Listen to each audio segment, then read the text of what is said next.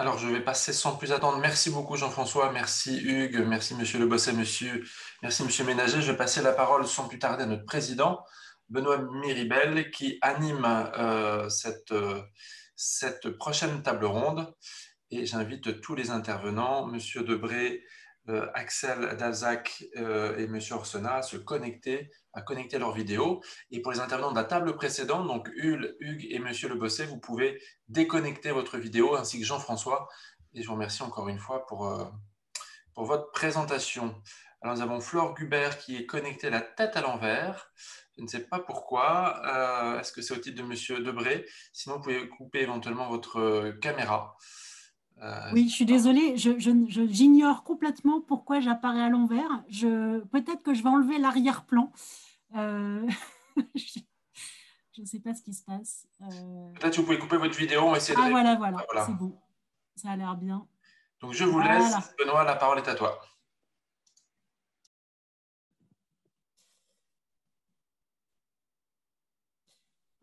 Ton micro est débranché, Benoît.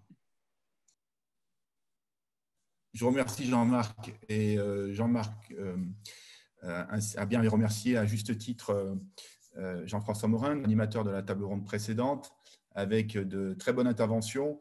Beaucoup de choses ont été dites. Ce que je retiens, et c'est un point qu'on va voir certainement dans cette table ronde, c'est qu'en tant qu'acteur privé, dans la dynamique de l'intérêt général, cet intérêt général qui malheureusement est aujourd'hui cadré uniquement par une approche fiscale, hein, je vous le rappelle, donc il faut faire évoluer.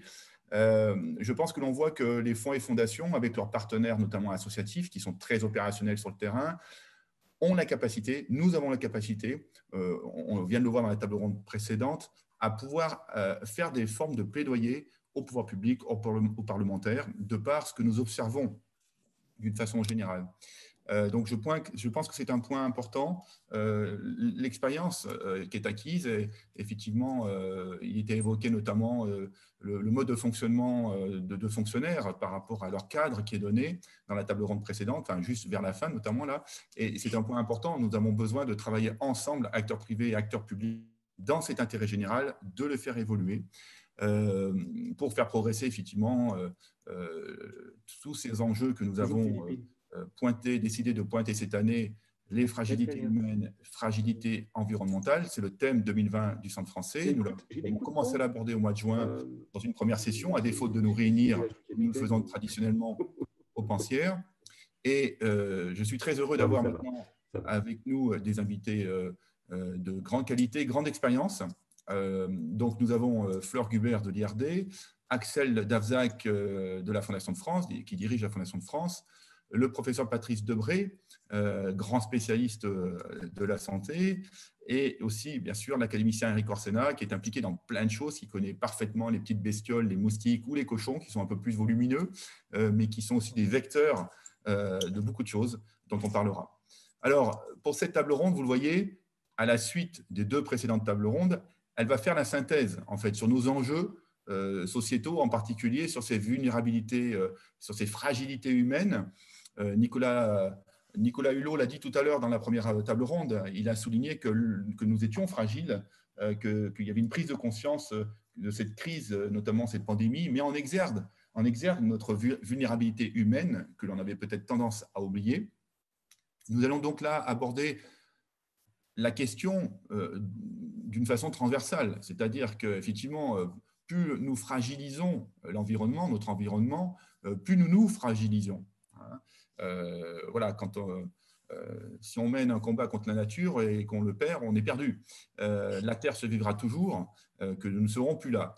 Donc, nous sommes là maintenant pour parler de cette jonction, et nous allons commencer avec Flore Gubert. Vous êtes à l'IRD, vous êtes une spécialiste notamment de l'observation de l'analyse opérationnelle, de la recherche opérationnelle sur le terrain, notamment en Afrique, de ces phénomènes, je dirais, climatiques qui affectent les personnes, qu'il s'agisse de sécheresse, qu'il s'agisse d'inondations répétées, qui bien sûr amènent les populations à devoir quitter leur ancrage, leur lieu, pour migrer, pour bouger.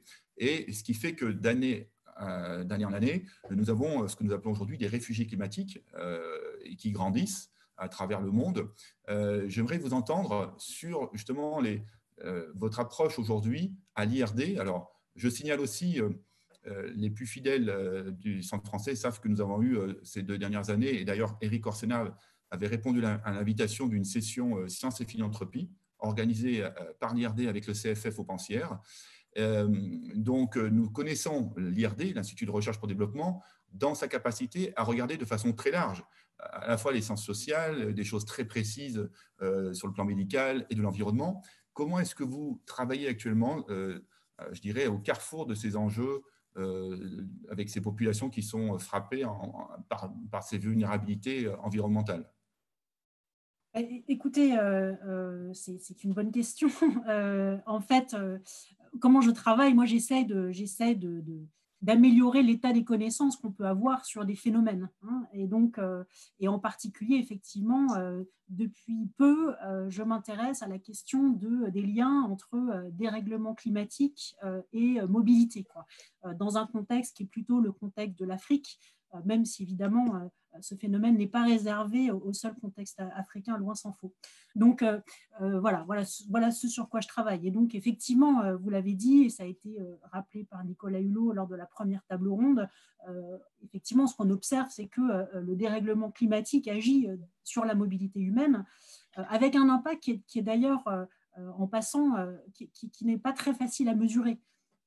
Parce que, en fait, derrière ce qu'on appelle la migration climatique, hein, et encore une fois, ça a été mentionné par Nicolas Hulot, il y a toute une diversité de phénomènes. Il y a des populations qui quittent leur lieu de résidence habituel parce qu'elles assistent à une dégradation progressive de leur environnement du fait du dérèglement climatique qui rend leur maintien sur place difficile, voire impossible, ou qui nécessite en tout cas qu'une partie de ces populations se déplacent pour assurer la survie et le maintien de ce qui reste. Et donc ces migrations-là, on sait qu'elles existent, mais elles sont assez difficiles à quantifier parce qu'elles vont se mêler aux migrations que je qualifierais de migrations ordinaires, hein, et qui sont des migrations auxquelles on assiste depuis des millénaires, qui sont liées en particulier à la saisonnalité du climat et donc des activités agricoles, etc. Et puis derrière la notion de migration climatique, il y a aussi des populations qui sont contraintes de se déplacer de façon soudaine, non anticipée, massive, du fait de catastrophes naturelles qui sont liées à des événements climatiques extrêmes dont on sait que la fréquence augmente du fait du changement climatique. Et ces déplacements-là, en revanche, ils sont assez précisément mesurés. Donc, pour vous donner quelques éléments chiffrés, en 2019, il y a eu dans le monde 34 millions de déplacés internes. Sur ces 34 millions, il y en a eu un peu plus de 8 millions qui se sont déplacés en lien avec un conflit et près de 25 millions en lien avec des catastrophes naturelles essentiellement d'origine climatique, c'est-à-dire des tempêtes, des cyclones, des typhons, des inondations, etc. Donc on a un rapport de 1 à 3 entre les deux. Ce qui est intéressant, c'est aussi de voir un petit peu la géographie de ces déplacements internes. À ce jour, et c'est vrai en fait depuis un certain nombre d'années, les pays les plus touchés, ils sont d'abord en Asie, hein, du fait du fort poids démographique de ces pays et du fait que ces pays aussi sont le lieu d'un certain nombre de catastrophes naturelles. En 2019 toujours, l'Inde comptait par exemple 5 millions de déplacés internes, hein, sur les 25 millions au total. Les Philippines, le Bangladesh et la Chine, respectivement 4 millions. Hein. Donc, si on fit la somme des déplacés internes pour ces 4 pays, on voit qu'on a presque le nombre total que j'ai mentionné tout à l'heure. Et puis ensuite, il y a les États-Unis. Voilà. Donc, les déplacements internes en lien avec des catastrophes naturelles, ce n'est pas réservé aux pays en développement, même si évidemment les conséquences et les dommages sont plus visibles et plus catastrophiques dans les pays en développement. En Afrique, au final, ce sont à ce jour, et on peut le déplorer, les conflits plus que les catastrophes naturelles qui engendrent le plus de déplacés internes. Au-delà des chiffres, qu'est-ce qu'on peut dire? On peut faire 3 observations qui peuvent venir à l'encontre de certaines idées préconçues qu'on peut avoir. La première observation, c'est que les mobilités qui sont provoquées par le dérèglement climatique sont essentiellement des mobilités internes au pays, hein, et des mobilités qui se font sur des courtes distances et parfois aussi sur des courtes durées. Hein, et donc, j'insiste là-dessus parce que ça va à l'encontre d'une vision qu'on pourrait qualifier d'occidentalo-centrée, qui anticipe une arrivée massive de migrants climatiques des pays du Sud vers les pays du Nord.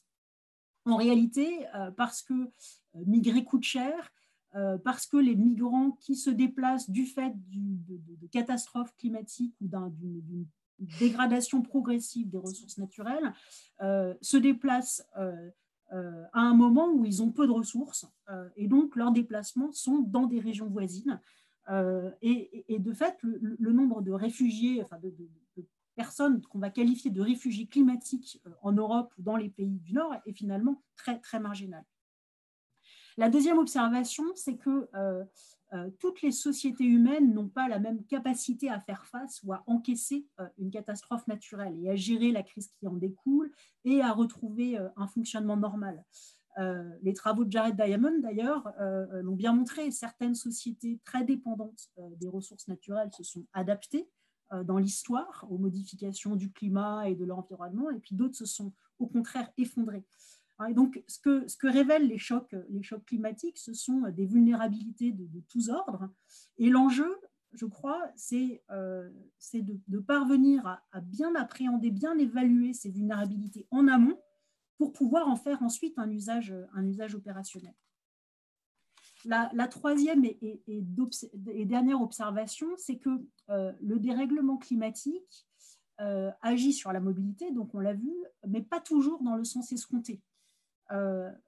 Je m'explique, parmi les populations les plus vulnérables, on trouve souvent celles qui sont par manque de ressources financières, par manque de réseau, dans l'incapacité de se déplacer, et se retrouvent donc dans ce qu'on peut qualifier d'immobilité contrainte. Ce qu'il faut bien avoir à l'esprit, c'est que la migration n'est pas un échec de l'adaptation, comme cela est souvent présenté, mais plutôt comme une forme d'adaptation qui peut favoriser la résilience face au changement climatique. Et donc, dans cette perspective-là, l'absence de mobilité n'est pas toujours une bonne nouvelle, puisqu'elle peut être la manifestation d'une vulnérabilité extrême, en réalité, face au changement climatique. Merci pour votre première réponse à cette question. Je vous propose de poursuivre avec les autres intervenants, puis nous reviendrons avec vous, bien sûr, pour des échanges. Je voudrais maintenant passer la parole au professeur Patrice Debré. Patrice, tu as présidé le CIRAD, tu es toujours très impliqué en tant que membre de l'Académie nationale de médecine, président du comité des relations internationales de cette académie, également professeur d'immunologie à l'université Pierre et Marie Curie. Tu as aussi été ambassadeur de France pour la santé globale et donc tu es toujours aussi impliqué à l'hôpital Pitié-Salpêtrière. Donc toutes ces connexions font de toi une personne très ouverte sur à la fois les programmes et la recherche. Nous venons d'avoir un aspect de l'environnement qui influence des populations, un problème que tu connais bien.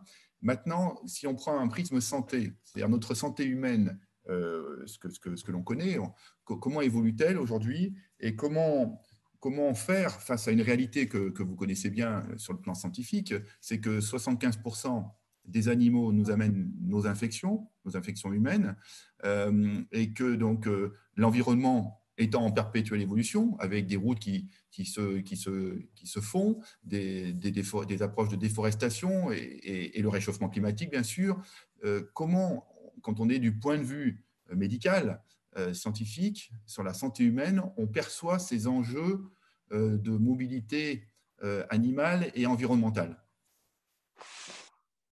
Merci Benoît, bonjour à tous. Écoutez, j'aime bien, moi, quand on intervient, revenir peut-être à des leçons d'histoire, et celles finalement qui marquent l'importance en matière de santé humaine de la proximité avec l'animal. Et je vais reprendre de l'histoire trois points, très brièvement, Benoît.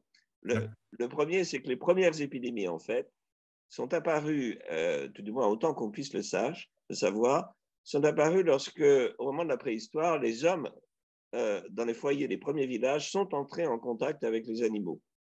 C'est pour ça que le bœuf nous a apporté la tuberculose, la lèpre et la variole, que le mouton nous a apporté le charbon, que le porc et poulet nous a apporté la grippe, que le cheval nous a apporté le tétanos, et on pourrait continuer.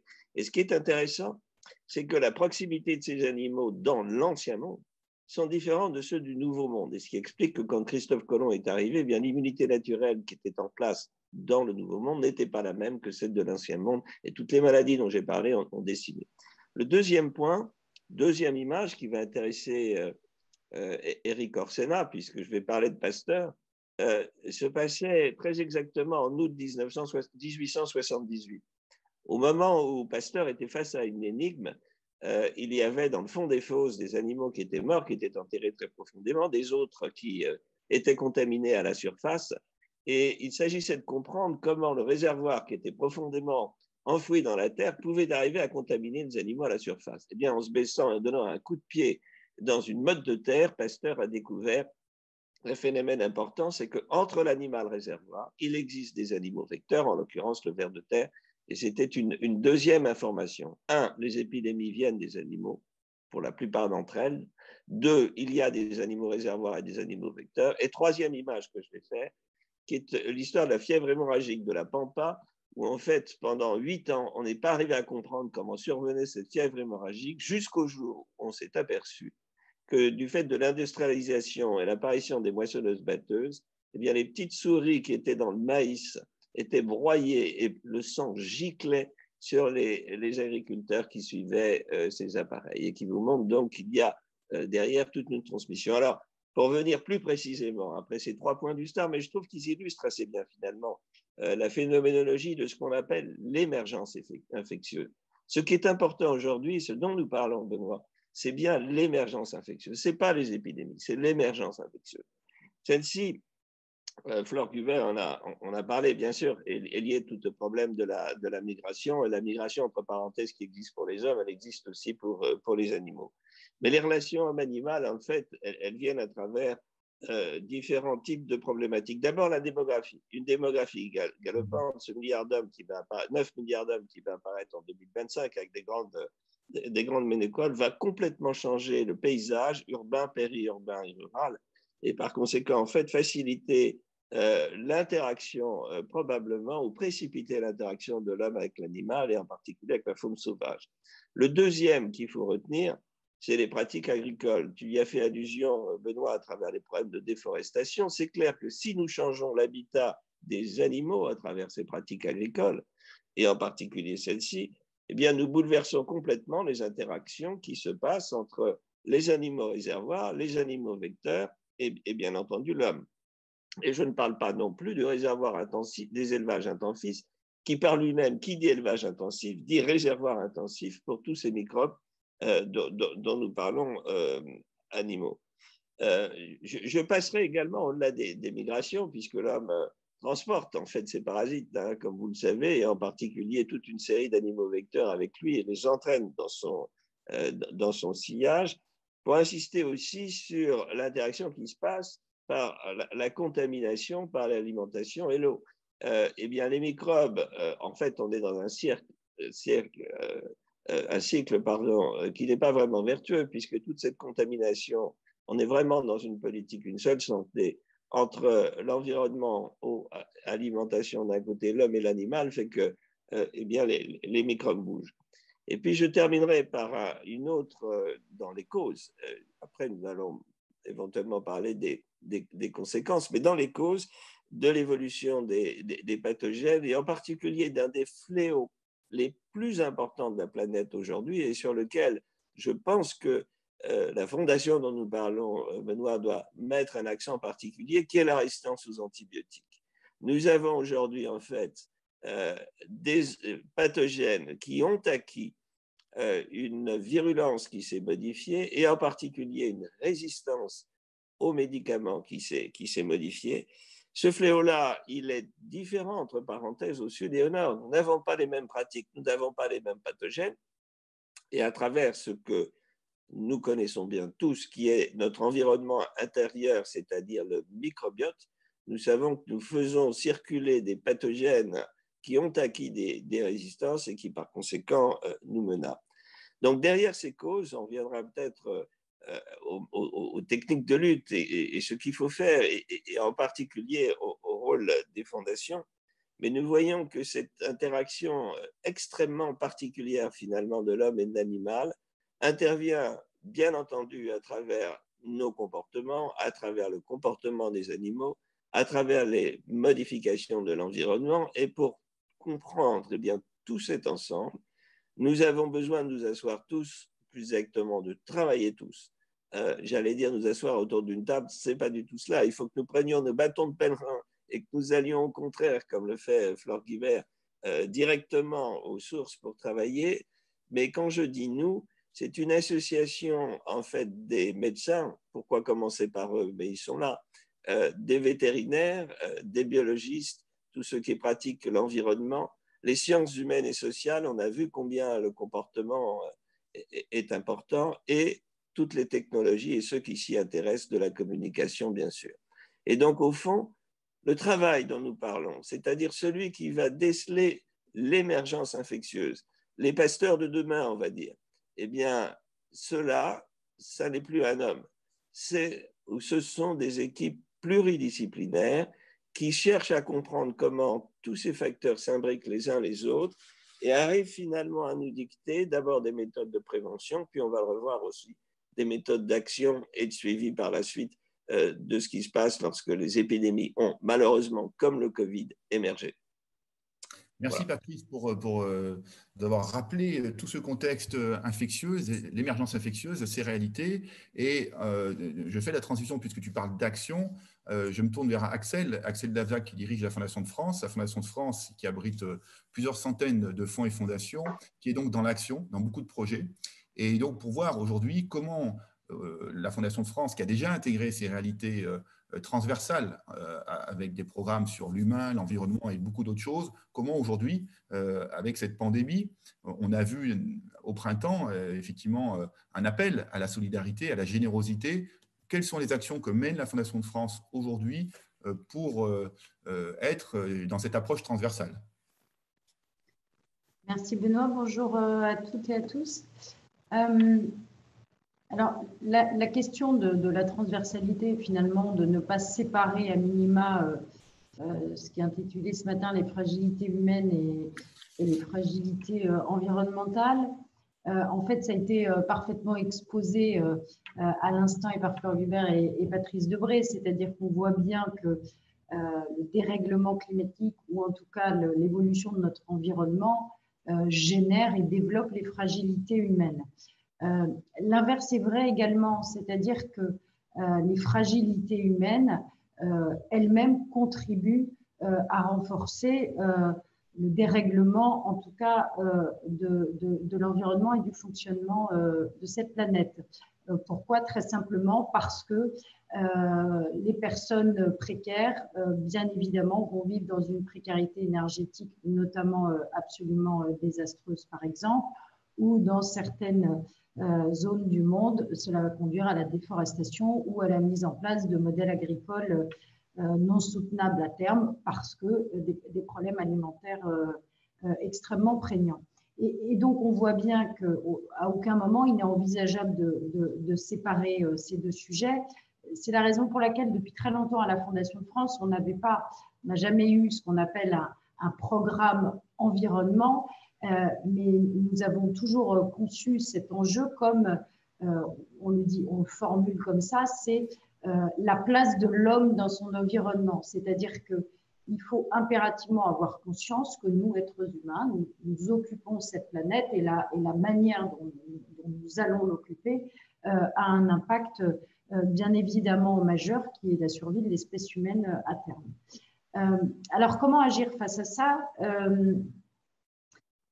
En fait, la question de la transversalité, elle est donc intrinsèque à tous ces programmes-là, puisqu'on ne peut pas concevoir l'un sans l'autre comme je viens de l'exposer. Et nous avons toujours le souci à la Fondation de France de travailler à deux horizons, c'est-à-dire court terme et long terme. Alors, c'est un sujet qui est compliqué quand on parle de l'urgence climatique et du peu de temps qu'il nous reste pour arriver, en tout cas, à limiter les effets dans lesquels nous sommes déjà très engagés. C'est l'arbitrage entre le court terme et le long terme. Mais c'est une politique et une philosophie à la Fondation de France, c'est de dire on ne peut pas se préoccuper que du court terme, puisque l'objectif in fine, c'est d'arriver à changer les pratiques pour que la philanthropie, en fait, puisse se reculer en ayant réussi à faire évoluer les modes de fonctionnement et les situations d'une part, et en même temps, on ne peut pas se préoccuper que du long terme quand on a des gens qui aujourd'hui ne vont pas bien et souffrent. Donc, on a toujours, j'allais dire, deux jambes dans nos modes d'action, du court terme et du long terme. À court terme, c'est atténuer les effets de ces fragilités humaines et environnementales. Alors, je vais vous prendre deux exemples très rapidement.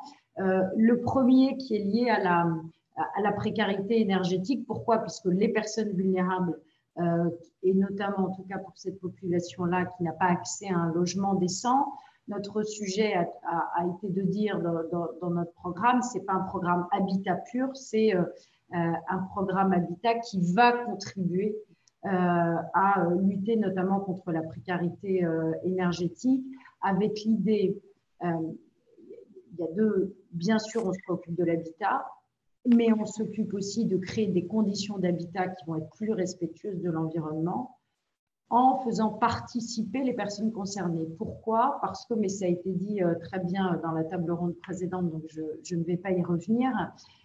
En fait, notre sujet, c'est d'arriver à faire en sorte que les personnes concernées contribuent. Donc, on travaille pas mal sur des projets d'auto-réhabilitation parce que pour nous, il est essentiel que les personnes concernées participent à la réponse qui est apportée. Et par ailleurs, il y a un très gros travail de sensibilisation et de compréhension aussi de ces enjeux climatiques dans tous les actes de notre quotidien. Donc ça, c'est quelque chose qui est extrêmement important pour nous. Le deuxième exemple, c'est en tant que fondation qui accompagne des projets d'intérêt général, donc qui ne porte pas elle-même les projets.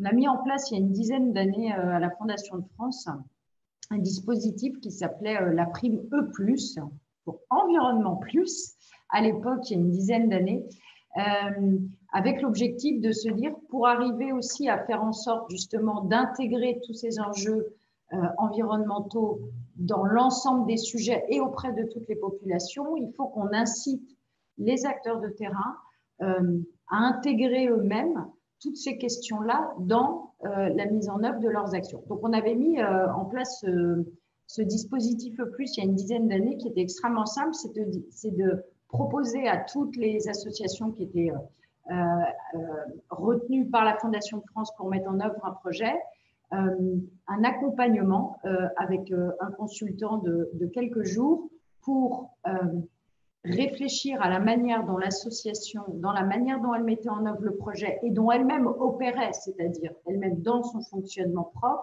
comment elle pouvait prendre en compte et mieux intégrer tous ces sujets-là. C'est ce qu'on retrouve en partie dans les objectifs de la coalition qu'on a lancée ce matin donc, avec le Centre français des fondations. Et puis, on a été assez déçus de manière assez transparente du fait qu'il y avait assez peu d'associations les premières années qui s'emparaient de cette proposition finalement d'accompagnement. Et donc, il y a 2 ans, nous nous sommes dit qu'il fallait que nous soyons plus convaincants peut-être ou plus engagés sur le sujet.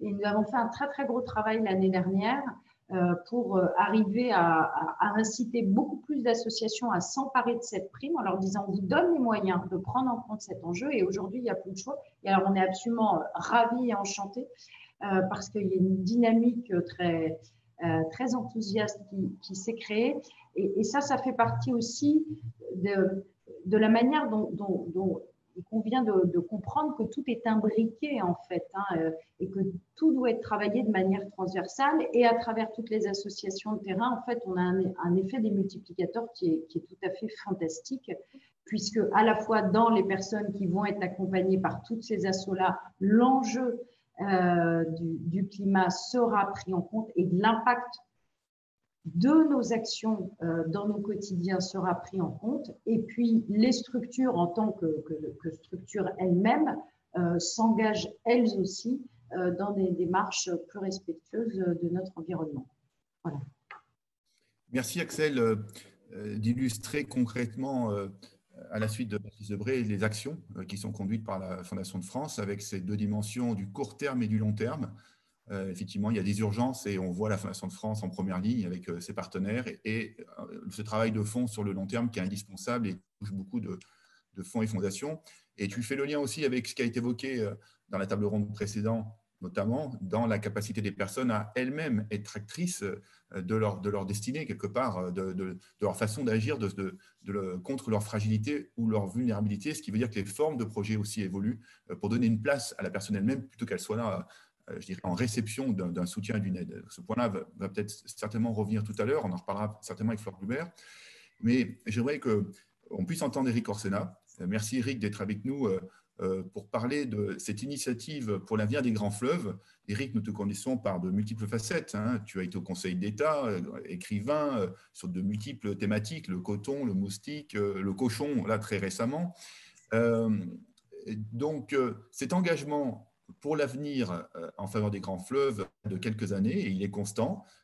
J'ai pu le constater moi-même puisque j'ai été invité, je crois que c'était en 2019, pour une session sur justement les questions de santé, eau et santé. Comment, quand on est président de cette initiative internationale, on voit l'humain et l'environnement autour de ces grands serpents d'eau que l'on voit, de ces grands fleuves qui sillonnent le monde? D'abord, merci. Je voudrais parler de la fragilité, puisque c'est le thème, avant d'aborder la question des forces et des fleuves qui sont aussi très fragiles. J'ai au fond référence à cette allégorie. Qu'est-ce que la Terre? C'est un vaisseau spatial. Et moi, je suis marin. Et je fais des compétitions, participe à des compétitions. Et la valeur de notre bateau, c'est ma valeur à moi. Et je suis toujours le plus faible. Alors, où on m'écrase la tête, et on a des mauvais résultats, où on essaye de faire grimper un tout petit peu le plus faible, c'est-à-dire moi, et nous avons des résultats corrects.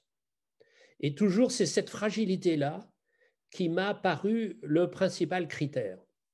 C'est-à-dire, dans une société, c'est le niveau de déploiement personnel du plus fragile qui donne la valeur de la société en tant que telle. Première remarque. Deuxième remarque, moi je suis un élève du professeur Patrice, évidemment, puisque je me suis retrouvé par hasard et par manigance au siège de Pasteur à l'Académie française, et il a bien fallu que je m'informe.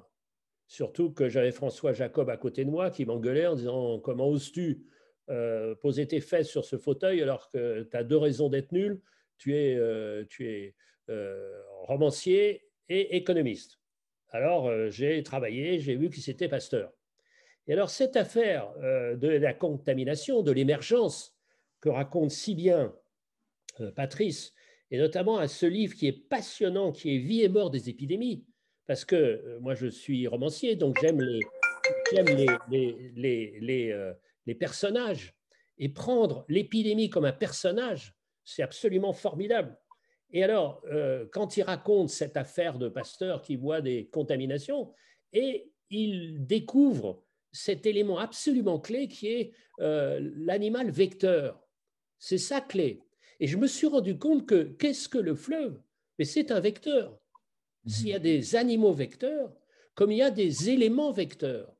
Et je me souviens qu'on a eu cette idée avec Elisabeth Hérault de créer cette initiative pour l'avenir des grands fleuves parce qu'on ne parlait sur les questions climatiques que de l'atmosphère, que de l'air. Mais il a fallu se battre pour intégrer les fleuves dans cette conception du climat, comme s'il n'y avait pas de lien entre l'évolution du climat et l'évolution des fleuves, comme s'il n'y avait pas une vision absolument globale, toujours dans la même ligne, une seule santé, One Health, il n'y avait pas un lien entre la santé des fleuves et la santé de l'océan. Quand je navigue contre les plastiques au milieu de l'océan, ça vient d'où? Évidemment, ça vient des fleuves. Donc, vous voyez, c'est cette question d'éléments vecteurs et d'éléments vecteurs absolument clés. Et alors, j'ai écouté avec passion ce que disait Flore, parce que j'ai des liens depuis très, très longtemps avec l'IRD, notamment quand j'étais au cabinet du ministre de la Coopération, Jean-Pierre Cotte, avec l'IRD. Et quand elle parle des relations entre les mobilités et les dérèglements climatiques, il se trouve que j'ai été 5 fois au Bangladesh et que le Bangladesh est un pays qui est un delta et que tous les deltas du monde sont menacés pour 2 raisons principales. C'est que d'abord, on multiplie les barrages en amont et qu'un delta, c'est un fils ou une fille des sédiments. Quand il n'y a plus de sédiments, il n'y a plus de delta. Et comme en plus la mer monte, et qu'en plus on a foutu en l'air les mangroves, etc., vous voyez, et qu'il y a 500 millions d'êtres humains qui vivent dans les deltas. Donc, on voit que les réfugiés sont plutôt des réfugiés liés à des conflits en Afrique, mais les réfugiés climatiques et de gestion de l'eau en Asie, nous n'en sommes qu'au début, parce qu'on voit à quel point la Chine, par exemple, est en train d'assécher le Mékong, avec plus de 50 projets de barrages dans le Laos, qui est complètement le féal de la Chine. Donc, vous voyez, ces questions-là sont clés. C'est pour ça que nous battons pour donner au fleuve ce rôle, au fond, d'élément vecteur, d'autant plus que nous sommes responsables des fleuves. Et c'est pour ça que nous avons travaillé, et j'ai écouté avec passion ce que disait Axel Daszak, parce que c'est un peu la même chose. On a dit, au fond, comment est-ce qu'on peut faire pour rendre les fleuves plus propres, c'est-à-dire la mer plus propre, et c'est-à-dire notre santé, qu'elle puisse un peu progresser? Eh bien, on dit aux maires, signez une charte pour que dans votre municipalité, on s'arrange pour diminuer, voire supprimer les rejets des microplastiques. Merci Eric pour ce lien qui a été fait effectivement entre le vecteur animal et le fleuve, qui est un vecteur effectivement de vie ou de mort, selon ce qu'il transporte, selon ce qu'il véhicule et selon ce que nous, humains, nous y projetons. J'aimerais revenir sur un point, notamment avec Flore Gubert, puisque vous êtes directrice de la recherche, avec l'IRD, vous avez expliqué les travaux de terrain. Comment se fait aujourd'hui et comment on peut évoluer, puisqu'on est dans une démarche transversale sur nos fragilités humaines environnementales, mais aussi, je pense, on a besoin de cette transversalité entre les chercheurs et les opérateurs. Alors, ce n'est pas des mondes à part, mais on a souvent, et on a aujourd'hui, notamment le monde de la recherche qui pointe depuis des années le One Health en disant il n'y a pas de frontière entre médecine animale et humaine. Pasteur le disait déjà, d'autres l'ont repris, mais concrètement sur le terrain, comment incarner ça par des projets aujourd'hui? C'est-à-dire, vous analysez, vous faites des recherches et comment vous travaillez avec des ONG ou des fondations, ONG ou fondations, pour pouvoir faire changer les choses d'un point de vue opérationnel, puisque avec ce que vient de dire Eric Orsena, les réalités décrites par Patrice Debré et le rappel d'Axel Daszak du court terme, du moyen terme, comment est-ce que vous, IRD, vous vous situez par rapport à ça? Je pense que le rôle des chercheurs dans cette très grande problématique et des problématiques très sérieuses, c'est de commencer par informer, alerter. Donc ça, je crois que Valérie Masson-Delmotte a beaucoup insisté là-dessus, hein, et donc alerter sur les phénomènes et les décrire le mieux possible, le plus finement possible, les comprendre le mieux possible, etc. Et parce que le gros enjeu, on le voit bien aujourd'hui, c'est de se préparer, donc d'anticiper les changements qui sont déjà en cours et s'y préparer. Et je dirais que d'un point de vue très, très opérationnel, alors c'est évidemment très difficile de bâtir des scénarios sur ce que sera la migration climatique, même dans un horizon relativement proche de 2050. On le voit bien dans la très grande diversité des chiffres qui sont mis en avant sur le nombre de migrants climatiques. Les chiffres varient c'est pas sérieux, de 50 millions à 1 milliard, je crois. Donc en fait, on ne sait pas très bien. Hein. Ce qu'on sait, c'est que vraisemblablement, le volume des migrants dits climatiques va augmenter. Et donc, je crois que d'un point de vue opérationnel, les bonnes questions, c'est comment s'y préparer et donc, en particulier, comment identifier quelles pourront être les régions d'accueil dans les pays, comment ces régions d'accueil peuvent se préparer. On le voit très bien, et ça a été mentionné dans le cas des villes, hein, qui sont souvent des régions d'accueil. Les villes grossissent, on est aujourd'hui, même en Afrique, où le phénomène d'urbanisation s'est fait avec plus de retard et plus lentement. Aujourd'hui, on a des mégalopoles qui apparaissent et en particulier alimentés par des migrants climatiques, mais pas que. Et donc, bien se préparer, ça veut dire anticiper ces arrivées, et donc raisonner en termes de logement, de structures sanitaires. Voilà, je sais que vous êtes évidemment très, très soucieux de ce qui se passe du point de vue de la santé.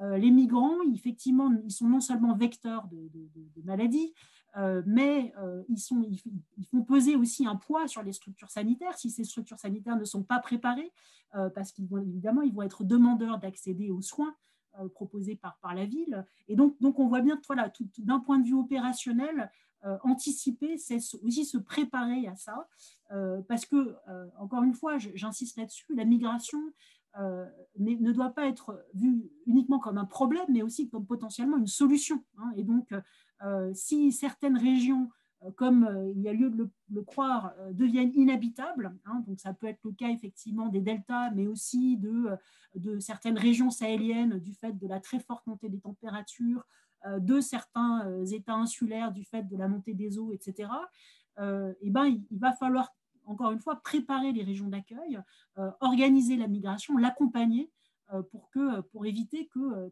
cette migration soit uniquement génératrice de tensions, de pression sur les ressources alimentaires, sanitaires, etc. Voilà. Tout à fait. Donc, vous voyez ce phénomène qui évolue et vous l'accompagnez avec vos travaux de recherche et aussi les opérateurs, fondations, associations, dans ce contexte qui était évoqué dans la première table ronde aussi par Valérie Masson-Delmotte du GIEC, qui rappelait aussi l'obésité croissante et surtout dans les pays en voie de développement, notamment par des phénomènes migratoires, puisque les personnes sont habituées, étant sédentaires à un endroit précis et se retrouvant migrants vers des villes avec une métabiote, justement, dont parlait Patrice Debré, une métabiote qui intègre d'autres réalités alimentaires, ce qui fait qu'effectivement, à ce stade, nous voyons dans cette table ronde que beaucoup de choses sont interconnectées et que de plus en plus la science, les chercheurs nous le disent, et effectivement, en tant que fonds et fondations, notre intérêt, c'est d'entendre les programmes à façonner, les projets à encourager avec nos partenaires associatifs et aussi les collectivités locales ou les partenaires sur le terrain. Et de ce point de vue-là, je voudrais que Patrice Debré, qui a souligné l'importance des résistances antimicrobiennes, les résistances aux antibiotiques, dont on n'a pas tous connaissance vraiment de ces enjeux, surtout qui frappent les pays en développement parce qu'il y a peu de réglementation sur le médicament. Rappelons-le, dans beaucoup de pays en développement, les règles ne sont pas très claires dans la gestion du médicament, dans la gestion des tests même. Et cette interaction finalement des résistances antimicrobiennes avec notre microbiote aussi intestinal quelque part, puisqu'il y a tout ce qu'on va ingurgiter d'un point de vue alimentaire et au point de vue de l'eau, qui va aussi interagir sur notre santé. Est-ce que, du coup, ça nous rend très humbles en voyant ces réalités, puisque ça nous rappelle une certaine domination du microbe potentiel sur notre devenir? Oui, absolument. Cela dit, il y a une très jolie image dans Alice au Pays des Merveilles où tout d'un coup, Alice s'arrête brutalement et prend la main de la reine de cœur et lui dit « Je ne comprends pas parce que plus je cours, moins j'avance ». Et la reine lui dit « Oui, ici, dans ce pays-là, c'est comme ça que ça se passe ». Et en fait, ceci a été pris pour une théorie de l'évolution, comme vous le savez, puisque l'homme n'évolue jamais seul, on parle toujours de coévolution de l'homme et des microbes. Et c'est une jolie image. Je voudrais rebondir sur un chat qui s'est inscrit de Francis Charon tout à l'heure et qui montrait et qui rappelait effectivement l'épidémie de choléra d'Haïti apportée par les soldats de l'ONU diffusée dans le Grand Fleuve, pour essayer finalement de dégager avec vous où sont les 7 points, me semble-t-il, sur lesquels il peut y avoir des actions, et après rebondir ensuite sur la problématique des fondations.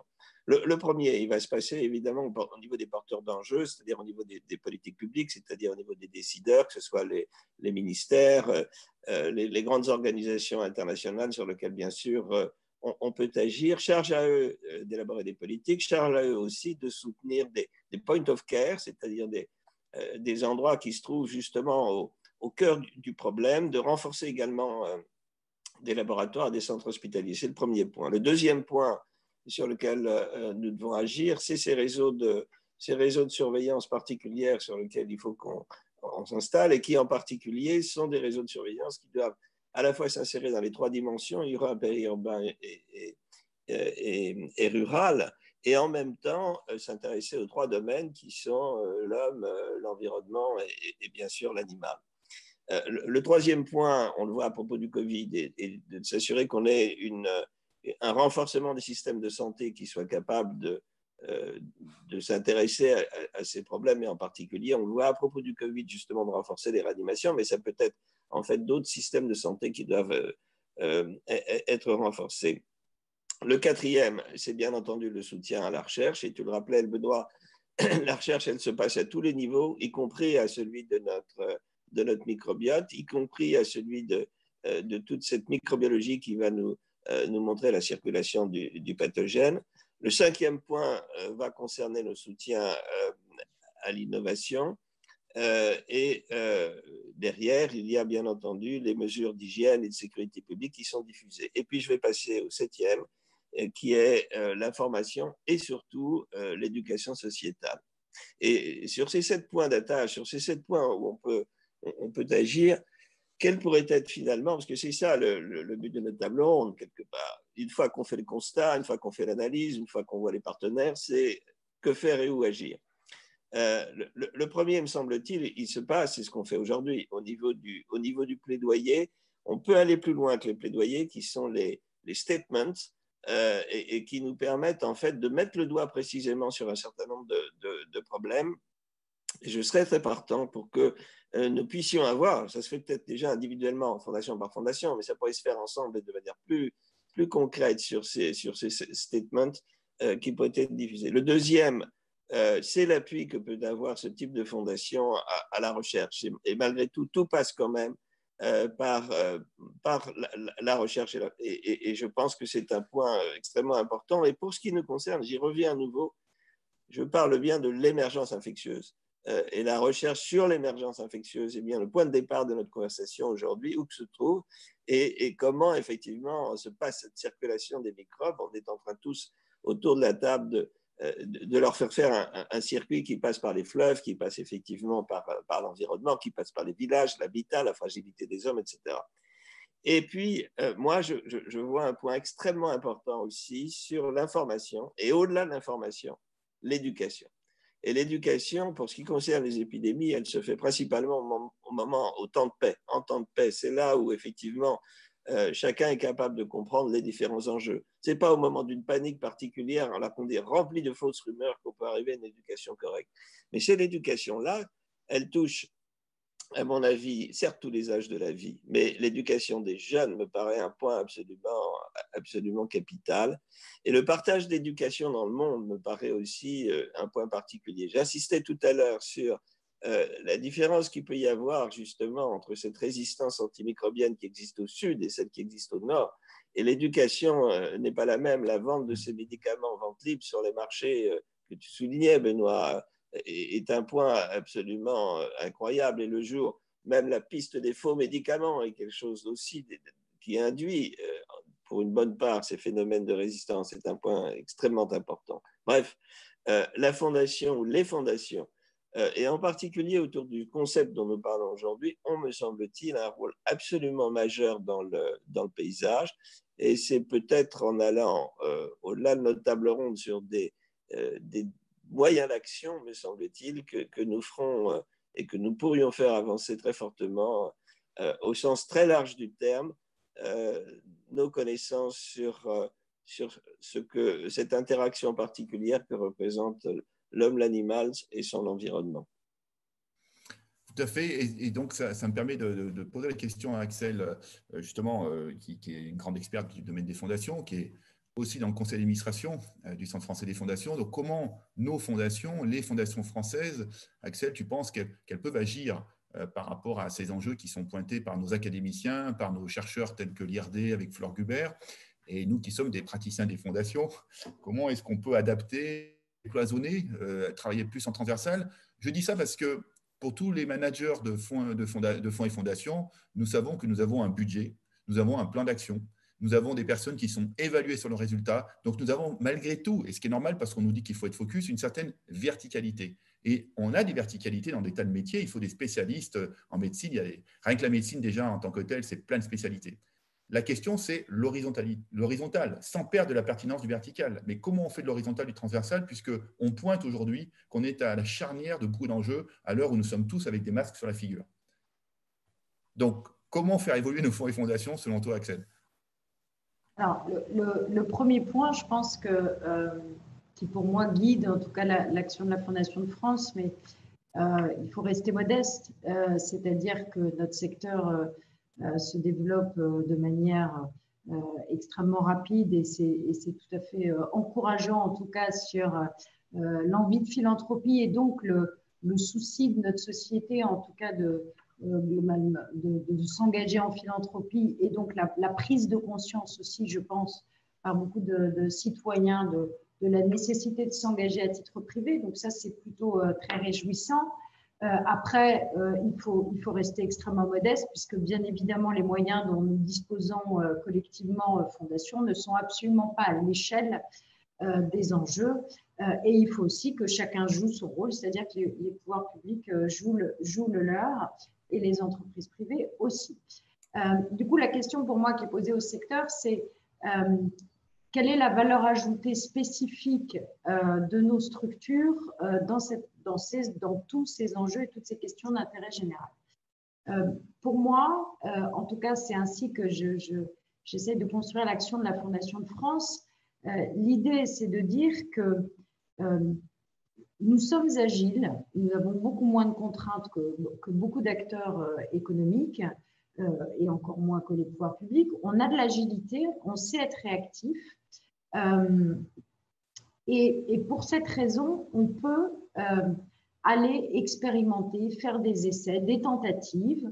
Ça a été dit tout à l'heure, et oui, on a le droit de rater. Nous, on a le droit de rater, mais pas comme les pouvoirs publics. Nous, on a, au contraire, moi je dis souvent, je revendique le droit à l'échec des projets. Et du coup, pour moi, ce qu'il faut qu'on arrive à faire vraiment sur ces sujets-là, c'est à bâtir des expérimentations, à les documenter, à les partager et faire la démonstration finalement qu'un autre modèle est possible. C'est ce qu'on fait par exemple, on a lancé un programme en 2013 avec la Fondation Daniel et Nina Carasso, justement pour favoriser l'émergence de nouveaux modèles alimentaires, c'est-à-dire l'idée qu'en pensant l'agriculture autrement, à l'échelle d'un territoire, à l'échelle d'une communauté petite et en rassemblant tous les acteurs autour de la table, c'est-à-dire les citoyens, les producteurs, les collectivités et les chercheurs, on est sur de la recherche-action, on n'est pas sur de la recherche fondamentale très complexe d'interaction biologique, hein. L'idée, c'est d'arriver à documenter ces modèles parce qu'il est aussi, je pense que parfois les gens ne bougent pas parce que ils n'arrivent pas à se projeter dans un modèle différent. Donc, notre job, et ça, c'est à l'échelle des fondations, c'est de faire la démonstration qu'à une échelle territoriale donnée, on peut proposer des modèles différents et qu'en les adaptant et à chaque fois en impliquant l'ensemble des parties prenantes, on peut imaginer un autre modèle. Ça, c'est un. Et ensuite, il faut aussi arriver à travailler sur la recherche, on va dire, de plus long terme, parce que je ne suis pas certaine qu'aujourd'hui, objectivement, tout le monde ait bien compris l'impact et les conséquences du dérèglement climatique. C'est-à-dire, les gens en entendent parler, les gens comprennent, mais tout ça, finalement, leur semble souvent assez lointain ou pas suffisamment concret. Pourquoi? Parce que beaucoup de gens n'y sont pas confrontés dans leur quotidien. Et on ne leur apporte pas toujours la démonstration très concrète de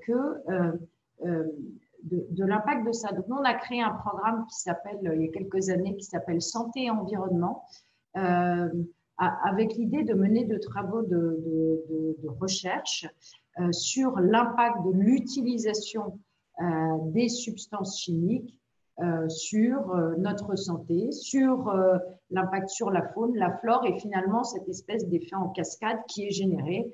Ce sont des travaux comme le cirque que sûrement beaucoup d'entre vous connaissent, qui fait notamment des corrélations entre les impacts, l'exposition, on va dire, à certaines substances et l'impact sur la santé, notamment en cancérologie, mais dans d'autres pathologies aussi. Voilà.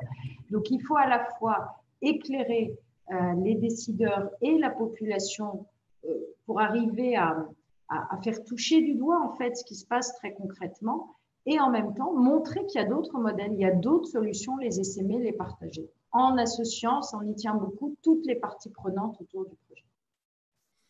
Merci Axel, parce que ça répond à une des questions qui est remontée sur l'aspect transversal à travers ces exemples. Et je pense que c'est là aussi où on va pouvoir ensemble gagner des marges de manœuvre, de capacité d'action, c'est dans les alliances. La mutualisation de moyens et les alliances, ce qui n'est pas évident parce qu'on est dans des domaines très différents. Et c'est une de nos responsabilités aussi des fondations à la charnière des pouvoirs publics, des associations, de pouvoir aider, comme tu le dis, à mettre tout le monde autour de la table, toutes les personnes concernées. Et les réalités, on les connaît, elles sont parfois difficiles. Au niveau de l'initiative en faveur des grands fleuves, on voit une réalité, on a toujours besoin de plus consommer d'eau. Voilà, on est assoiffé d'eau et il y a une réalité aussi de cette évolution de l'environnement qui peut avoir un impact humain, c'est que tout le monde n'a pas de l'eau en quantité suffisante, l'eau n'est pas répartie équitablement sur la Terre, donc il y a des enjeux aussi de nos fragilités humaines par rapport à ces réalités, je dirais, écologiques qui nous forcent, en temps de paix, comme disait Patrice, à nous accorder sur le partage des eaux, entre guillemets, ou alors de nous diriger vers des guerres autour de l'eau. Enfin, on voit des scénarios, on voit des chercheurs nous indiquer qu'à partir de 2025, il pourrait y avoir des pays en conflit autour des questions de l'eau. Quelle est la vision de l'initiative pour l'avenir des grands fleuves sur cette question-là, du partage de la ressource? Un premier point, à la suite de ce qui a été dit, c'est la connaissance. Parce qu'on se rend compte qu'on ne connaît pas suffisamment et on ne connaissait pas suffisamment les fleuves. Donc, notre premier point à nous, c'est les connaître mieux et voir quels sont tous ces mécanismes, justement, de transmission. Alors, ça implique un nombre de disciplines incroyables, un peu comme l'IRD. C'est-à-dire que s'il n'y a pas d'urbanisme, on ne sait pas. S'il n'y a pas d'épidémiologistes, on ne connaît pas. S'il n'y a pas, évidemment, des hydrauliciens, on ne connaît pas non plus. Donc, vous voyez, il faut rassembler ça. Et donc, notre premier point à nous, c'est connaître. Et alors, on pose une question assez clé aujourd'hui, c'est que on sait bien que le savoir est remis en cause. Parce que le savoir, c'est l'arme des élites. Et comme on se rend compte que pour comprendre, il faut admettre la complexité du monde, donc plus on sait, plus c'est complexe. Donc plus c'est complexe, plus c'est rejeté. Et comment est-ce qu'on peut faire ça? C'est ça l'affaire. Donc nous, notre premier point, c'est connaître et faire connaître, c'est-à-dire raconter les histoires des fleuves, et à tous les âges. Ça, c'est le point précis, parce que si on dit des choses fausses sur les fleuves, on dira des choses fausses sur la santé, on dira des complots, des choses comme ça. Donc, vous voyez, c'est vraiment ce premier point qui est absolument clé. Donc, à la fois la recherche et puis la communication de la recherche. Parce que souvent, les chercheurs se sont enfermés avec une sorte de morgue en disant ben, faites l'effort. Non. Moi, quand je vois des chercheurs, je leur dis écoutez, j'ai fait ce trajet. On peut considérer que j'ai une intelligence moyenne. Si je ne comprends pas, c'est de votre faute, ce n'est pas la mienne. Donc, vous voyez, c'est ce premier point. Donc, la question du savoir. Et cette question du savoir, c'est exactement le mot même. Enfin, l'identité de la fonction est de la même sens qu'une fondation. Qu'est-ce que c'est que fonder un être humain? C'est l'éduquer, éduquer, c'est le permettre d'avancer. Et c'est exactement, on fonde évidemment pas sur l'ignorance. Donc, entre éducation et fondation, c'est la même chose. Et moi, j'ai une expérience qui m'a absolument bouleversé. J'animais ce qu'on appelait la COP des territoires, c'est-à-dire avant la réunion de Paris, en juillet, juste avant la grande réunion de Paris sur le climat, et il y avait les méchants, c'est-à-dire ceux qui polluaient. C'était les entreprises, et puis c'était les collectivités, c'était les villes. Puisque, eh bien, on s'est rendu compte que si on n'avait pas avec nous ceux qui polluaient, on n'arriverait à rien. Dieu sait, moi j'ai été fonctionnaire très longtemps, je salue l'État, je mesure à quel point c'est un drame absolu quand il n'y a pas d'État fort, on voit tous les mafias se développer et tout ça est une épouvantable, et surtout pour les plus faibles. Et donc, et je vois qu'il y a les fondations, il y a évidemment les entreprises, parce que si elles-mêmes ne sont pas les acteurs du changement, on n'aura pas les changements. On n'aura pas ça. Si la finance est toujours méchante, si la finance continue à favoriser le développement du charbon, eh bien, bon courage pour le climat.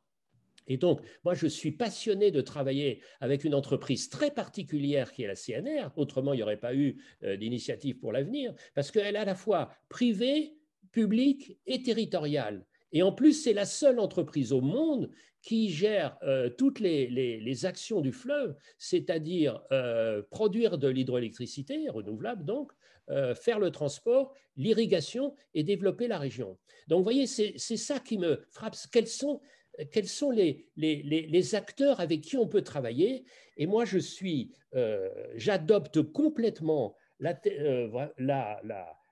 comment dire, la feuille de route rêve, c'est-à-dire résister, bien sûr, parce qu'il y a l'insupportable, expérimenter. Et là, je reprends ma casquette de conseiller d'État, et qui est de moins en moins jacobin, parce qu'en France, on expérimente.